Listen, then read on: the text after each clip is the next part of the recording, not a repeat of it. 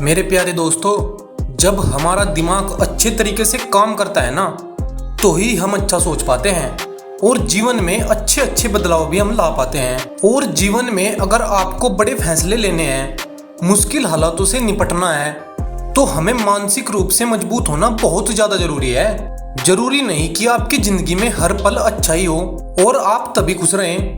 कभी कभी आपकी जिंदगी में ऐसे वक्त भी आएंगे जहां पर आपको भारी मुसीबतों का सामना भी करना पड़ सकता है। ऐसे में कई बार क्या होता है कि इंसान मुसीबतों का सामना करते करते, अपने मुश्किल हालातों से लड़ते लड़ते अपने जीवन से हारने लगता है। लेकिन वहीं पर जो इंसान मानसिक रूप से मजबूत होते हैं, वह इन मुश्किल हालातों से, अपने कठिन समय से बाहर जरूर निकल आते हैं। तो गाइज, आज की इस वीडियो को जो लोग सीरियस हैं वो ही देखें। बाकी जो लोग अपनी लाइफ को लेकर सीरियस नहीं हैं, वो अभी वीडियो को छोड़कर जा सकते हैं। और इस वीडियो में 8 स्टेप्स के द्वारा आपको बताया जाएगा कि आप अपने दिमाग को कैसे मजबूत कर सकते हैं। तो चलिए शुरू करते हैं। एक बार बौद्ध महात्मा आश्रम में अपने शिष्यों को दिमाग के ऊपर कुछ प्रवचन दे रहे थे।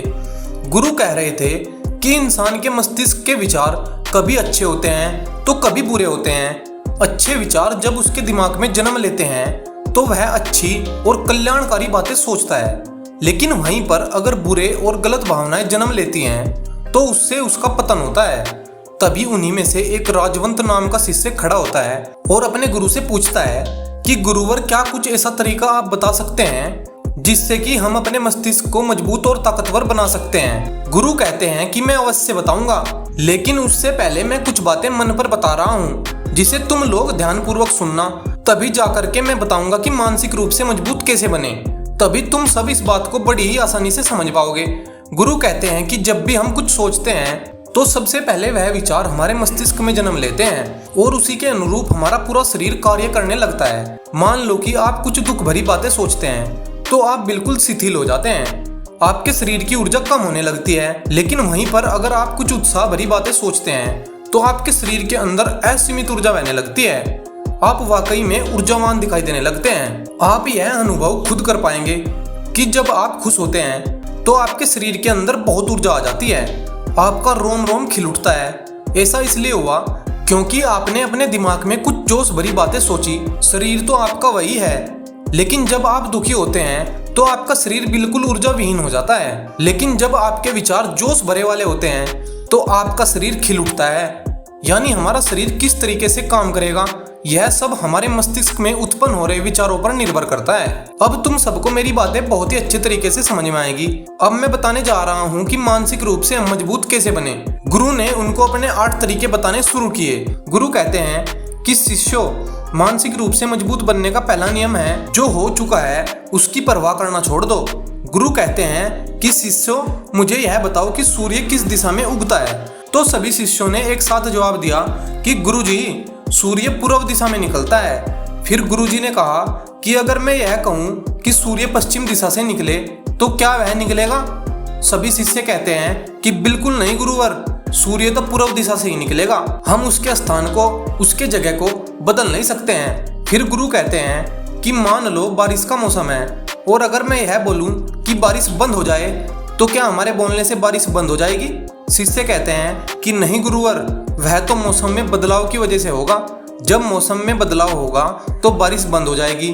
फिर गुरुजी कहते हैं कि अगर मैं तुम लोगों से कहूँ कि ठंडी के मौसम में गर्मी पड़ने लगे तो ऐसा होने वाला तो नहीं है। शिष्य कहते हैं गुरुवर, आप ठीक कह रहे हैं, यह कभी नहीं हो सकता कि ठंडी के मौसम में गर्मी पड़े और गर्मी के मौसम में ठंडी पड़ने लगे। यह मौसम तो प्रकृति पर निर्भर करता है, जो कि हमारे बस में नहीं है। फिर गुरु कहते हैं कि ठीक उसी प्रकार अगर जो चीज हमारे वश में नहीं होती है या जो घटनाएं बीत चुकी हैं, अगर हम उन घटनाओं को लेकर के बार बार परेशान होते रहेंगे या उसकी बहुत ज्यादा परवाह करेंगे तो क्या हम भूतकाल की घटनाओं को बदल सकते हैं? शिष्य कहते हैं कि नहीं गुरुवर। फिर गुरुवर कहते हैं कि अगर तुम उन बीती घटनाओं को लेकर के बार बार चिंता में रहोगे और उस चीज की परवाह करोगे तो तुम परेशान होते चले जाओगे। इसीलिए तुम्हारी जिंदगी में जो घटित हो चुका है, कोशिश करो उसे भुलाने की। और उसका एकमात्र तरीका है कि आप अपने आने वाले समय पर, आने वाले फ्यूचर पर, आने वाली चीजों पर अपना जो ध्यान है उसको केंद्रित करो। गुरु आगे कहते हैं कि मानसिक रूप से मजबूत बनने का दूसरा नियम है ध्यान करने की आदत डालो। कि गौतम बुद्ध जब सत्य की खोज में निकल पड़े थे तो उन्होंने बहुत सारे उपाय किए, बहुत सारे कर्मकांड किए, लेकिन उन कर्मकांडों की वजह से उन्हें बहुत ज्यादा कुछ हासिल नहीं हुआ और उनका शरीर दुबला पतला होता चला गया। लेकिन वह सत्य की खोज करने में असमर्थ रहे। उनके गुरुओं ने उन्हें बहुत सारे कर्मकांड उपाय बताए, लेकिन उन कर्मकांड का कोई मतलब नहीं हुआ। अंत में जब भगवान गौतम बुद्ध स्वयं ध्यान की अवस्था में बैठे तो धीरे धीरे ध्यान की गहराइयों में जाकर के उन्हें वह सारी चीजें मिलने लगी जिस चीज की वह खोज में निकल पड़े थे। ध्यान के जरिए वह अपने सभी विचार पर विजय पा लिए। उन्होंने पापी मार्ग को पराजित किया, काम वासना पर विजय पाई, अपनी हर एक भावना पर वह विजय पा लिए थे। और यह सब तभी हुआ जब वे ध्यान की गहरी अवस्था में बैठे और कई दिनों तक ऐसे ही बैठे रहे। ध्यान करने से हमारा मन और हमारा मस्तिष्क बहुत ही शांत हो जाता है। जैसे कि अगर हम किसी वस्तु पर या किसी के बारे में या किसी चीज के बारे में जब विचार करते हैं तो हमारा पूरा ध्यान उसी पर केंद्रित रहता है। हमारा दिमाग ज्यादा इधर उधर भागता नहीं है और हम चीजों को बहुत ही अच्छे तरीके से समझ पाते हैं। ध्यान ही एक ऐसा तरीका है जो आपको हर तरीके से आपके दिमाग को मजबूत बनाता है। बौद्ध भिक्षु अगर किसी बात पर ज्यादा जोर देते हैं तो वह ध्यान की प्रक्रिया पर देते हैं। ध्यान में कई घंटे तक बैठे रहते हैं जिससे उनका दिमाग बहुत ही शांत रहता है, उनका मन बहुत ही शांत रहता है। और जिसका मन शांत रहता है वही किसी भी चीज पर अच्छी तरीके से विचार कर सकता है, अर्थात वह मन और मस्तिष्क दोनों से मजबूत होता चला जाता है। ध्यान करने से आपकी सारी वासनाएं आपके नियंत्रण में रहेंगी। आप अपनी इच्छा अनुसार अपनी वासना को अपने वश में किए रहेंगे। गुरु आगे कहते हैं कि मानसिक रूप से मजबूत बनने का तीसरा नियम जो है वो है बहुत ज्यादा किसी से उम्मीद रखना। गुरु ने कहा कि तुम सब अपनी मर्जी से जन्म लिए हो, अपनी मर्जी से ही गर्भ का चुनाव किए हो, लेकिन इंसान जन्म लेने के बाद वह यह सब भूल जाता है कि उसे क्या करना क्या नहीं करना, वह किस लिए जन्म लिया था। और जन्म लेने के बाद वह तमाम तरह की वासनाओं से ग्रसित हो जाता है। इस संसार की मोह माया में वह बहुत ज्यादा परेशान हो जाता है। वह खुद को जान ही नहीं पाता, वह खुद को भूल जाता है। और यही वजह रहती है कि वह तरह तरह के लोगों से अपनी बहुत ज्यादा उम्मीदें लगा बैठता है। उम्मीदें दुख का कारण बनती है। जिस भी व्यक्ति वस्तु से आपकी उम्मीदें ज्यादा बढ़ जाएंगी, आने वाले समय में सबसे ज्यादा दुख आपको उसी से मिलने वाला है। क्योंकि उम्मीद जहां पर होती है दुख भी वहीं पर होता है। क्योंकि आप किसी से बहुत ज्यादा उम्मीद करते हैं और वह व्यक्ति आपकी उम्मीदों पर खरा नहीं उतरा तो सबसे ज्यादा दुख आपको उसी से होने वाला है। क्योंकि जब उम्मीद टूटती है तो दुख बहुत ज्यादा होता है। इसलिए इस भौतिक जीवन में बहुत ज्यादा उम्मीद और बहुत ज्यादा मोह किसी भी व्यक्ति से मत करना। तभी एक शिष्य खड़ा होता है और कहता है कि हे गुरुवर, हम बिना उम्मीद से बिना आशा से कैसे जी सकते हैं। हम सबके मन में रहता है कि मुझे यह चीज करनी है, मुझे वह चीज करनी है, मुझे जीवन में ऊंचाइयों को हासिल करना है। बिना उम्मीद के तो हम लोग जीवन में आगे बढ़ ही नहीं सकते। गुरु ने कहा कि कुछ पाने की लालसा, कुछ बड़ा बनने की लालसा जीवन में जरूर आपको ऊंचाइयों तक ले जाएगी। कुछ बड़ा बनने के लिए लालसा खुद से होती है, न कि किसी व्यक्ति या वस्तु विशेष से। मैं यहाँ पर लोगों के बारे में बात कर रहा हूँ कि अगर तुम यह सोचो कि मेरा दोस्त मेरे साथ हमेशा खड़ा रहेगा या वह मेरा हमेशा साथ देगा, या आप जो सोच रहे हैं वह सामने वाला इंसान आपके लिए वैसा करे, तो यह सभी चीजें बहुत ज्यादा उम्मीद और मोह को बढ़ावा देती हैं। बहुत ज्यादा उम्मीद किसी से मत रखना। खुद से उम्मीद रखोगे तो दुख बहुत ज्यादा नहीं होगा, लेकिन अगर दूसरों से उम्मीद रखोगे और वह उम्मीद पूरी नहीं हुई तो दुख बहुत ज्यादा होगा। कई बार होता है कि माता पिता जो अपने जीवन में हासिल नहीं कर पाए, वह चाहते हैं कि वह चीज उनके बच्चे हासिल करे। वह सारा भार अपने बच्चों पर ला देते हैं। बच्चे उनके हिसाब से चले, वह उनकी उम्मीदों को पूरा करे। उन्होंने जो अपने जीवन में हासिल नहीं किया वह काम अब उनके बच्चे करें। और लगभग इस समय तो सभी के माता पिता यही कर रहे हैं। बहुत कम लोग होते हैं जो अपने बच्चों को आजाद रखते हैं। मेरी सभी से गुजारिश है कि अपनी उम्मीदों का पहाड़ अपने बच्चों पर न थोपे। गुरु कहते हैं कि मानसिक रूप से मजबूत होने का चौथा नियम है कि पहली बार में ही किसी काम में फेल होने से डरो मत। गुरु आगे कहते हैं कि शिष्यों, अगर डर तुम पर हावी हो जाएगा तो तुम अवश्य असफल हो जाओगे। अपनी जिंदगी में वह इंसान सबसे ज्यादा असफल होता है जिसे अपने लक्ष्य को पाने का डर रहता है। अगर डर तुम्हारी जिंदगी में बढ़ गया तो तुम्हें वह असफलता की तरफ जरूर ले जाएगा, क्योंकि डर तुम्हारे आत्मबल को, तुम्हारे आत्मविश्वास को डगमगा देगा, कमजोर कर देगा और तुम्हारा आत्मबल, तुम्हारा आत्मविश्वास कमजोर हो जाएगा तो तुम निश्चित ही अपने लक्ष्य को पाने में असमर्थ महसूस करोगे और यही असमर्थता तुम्हें असफलता की तरफ ले जाएगी। इसलिए जीवन में जब तुम अपने लक्ष्यों की प्राप्ति के लिए आगे बढ़ो तो मन में किसी भी चीज की शंका मत रखो। कि मैं फेल हो जाऊंगा, अगर यह नहीं हुआ तो यह हो जाएगा। यह सब बातें अपने दिमाग में मत लाओ, क्योंकि यह सभी बातें आपको डर की तरफ ले जाएंगी। और जब डर बढ़ेगा तो तमाम शंका आपके दिमाग में पैदा होगी। आपको घबराहट भी हो सकती है, आपको नींद नहीं आएगी, रात को बेचैन मन होने लगेगा, क्योंकि आपका डर आपको असफलता की तरफ ले जा रहा है। और जब असफलता का विचार आपके दिमाग में आएगा तो आप और ज्यादा डरने लगेंगे।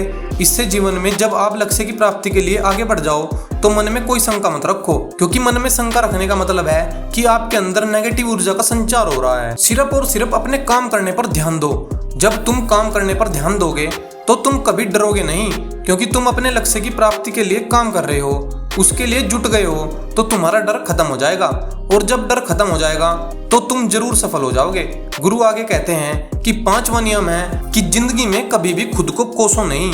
गुरु कहते हैं कि जो इंसान जितना ज्यादा संघर्ष करता है वह उतना ही मजबूत बनता चला जाता है। जितना ज्यादा तुम मजबूत बनोगे उतना ही ज्यादा तुम काबिल होते चले जाओगे।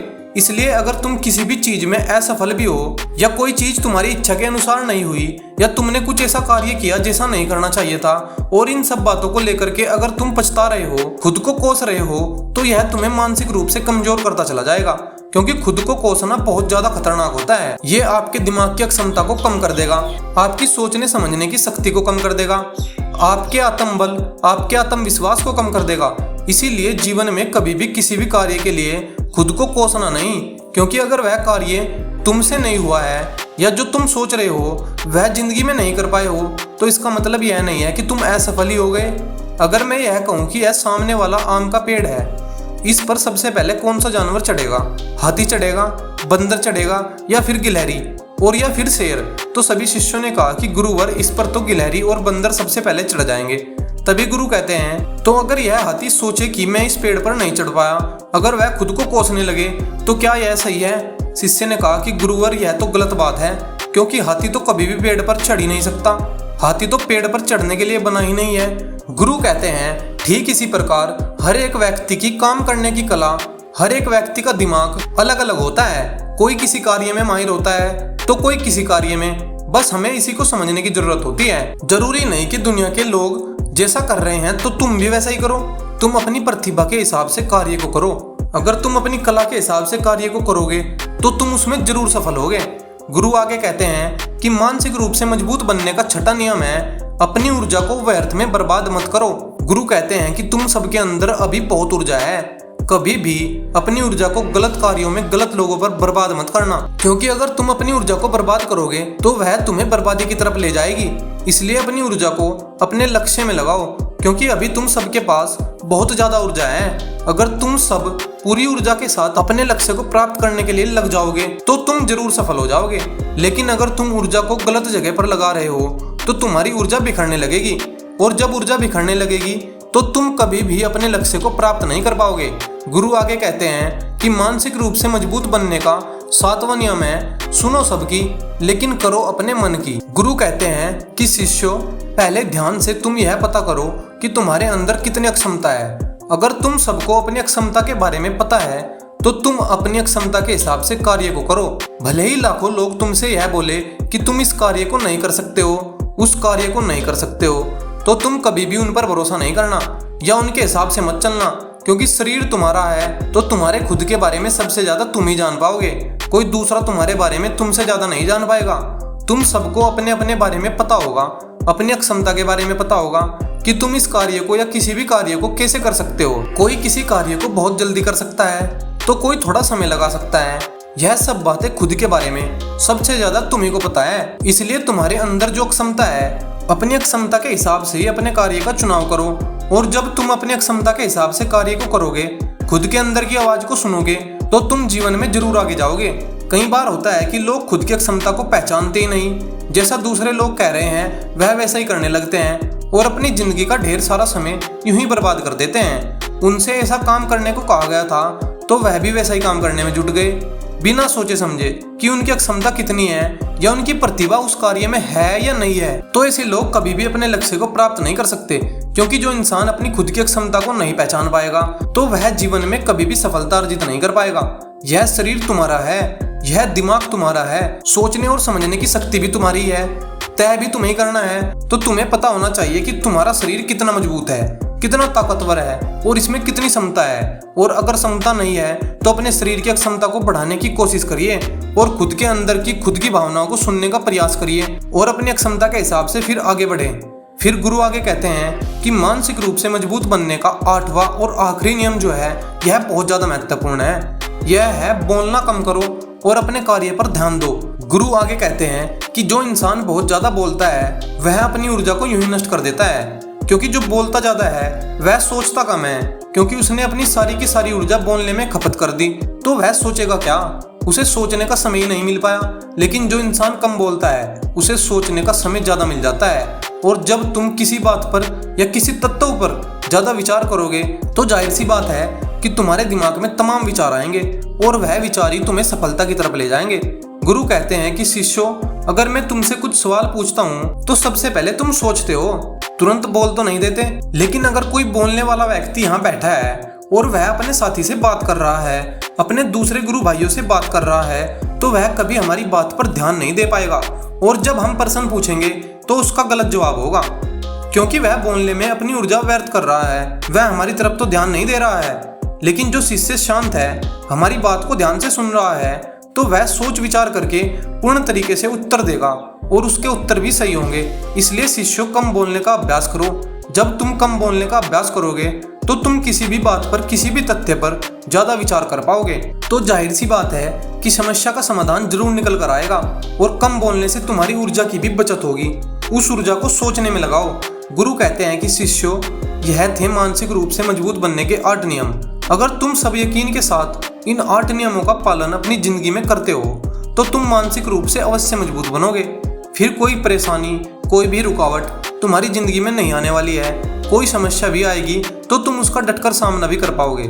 सभी शिष्य गुरु की बात को सुनकर उनका कोटि कोटि नमन करते हैं और वे लोग समझ जाते हैं कि मानसिक रूप से मजबूत बनने के यह 8 नियम उनकी जिंदगी में कितने ज्यादा हितकारी साबित होने वाले हैं। तो यही 8 नियम आप सबको भी अपने जीवन में अपने माइंड की स्टेबिलिटी को बनाए रखने के लिए अप्लाई जरूर करने चाहिए, क्योंकि आज के समय में किसी का भी दिमाग एक जगह पर स्टेबल नहीं है। तो दिमाग को स्टेबल करने के लिए आपको ये 8 नियम जरूर आजमाने चाहिए, इनसे आपको 100% लाभ मिलेगा।